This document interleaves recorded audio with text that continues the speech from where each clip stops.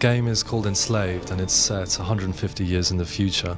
It's a post-apocalyptic game, yes, I know, but there's no greys or browns in it. We actually imagine what the world would be like without people, or very few people, and we figured it would be totally beautiful. There are two characters that are alive, one of which is Monkey, this lone survivalist, a brute who lives out in the wild, and the other one's Trip, who's like, she's from a hippie commune, if you like. Basically what happens is, and Monkey and Trip are both prisoners on this slave ship at the start of the game, and Monkey, Trip, uses her technology to break free and kind of cause the ship to crash land. And when they land, Monkey's unconscious, and Trip grabs a slave headband that she finds on the ship, sticks it on his head, and reprograms it so that Monkey has to do what she says.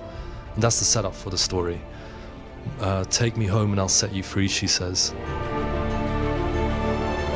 So you play Monkey, and Monkey's the fighter. He's got a staff, which is his main weapon, and with that he's got a full combat system. Trip has nothing, and she's the secondary character, but you don't play her. She looks after herself as far as she can, and you can give her commands to help you.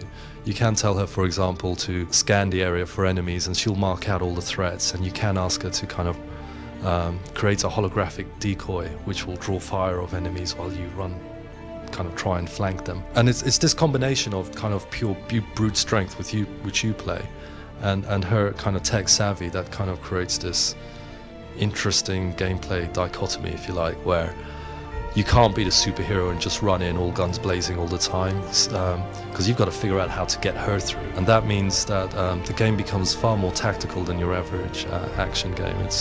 And I guess it's because, like, in the old days, I think games actually were a lot harder than they are now.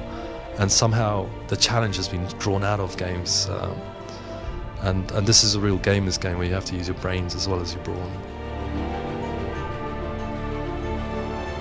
We've taken stock of everything we learnt on Heavenly Sword and tried to improve on everything and make it a real holistic experience, so that whereas you had in Heavenly Sword, you had cutscenes for story, you had fighting for gameplay, you had kind of quick time events and mini game sections. Now you don't have any of that, because it's all one experience. The story's told throughout the gameplay and the cutscenes, so even through body language you can tell where Trip is at emotionally throughout the game.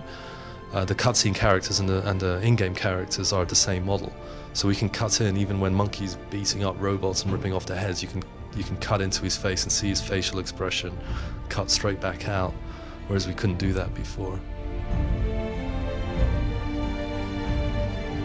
The journey itself, the journey west, it's a character journey as well as a physical journey. So as they progress, Monkey learns to rely more on Trip, that she is actually really useful and helpful, and she teaches him things that a loner wouldn't know about.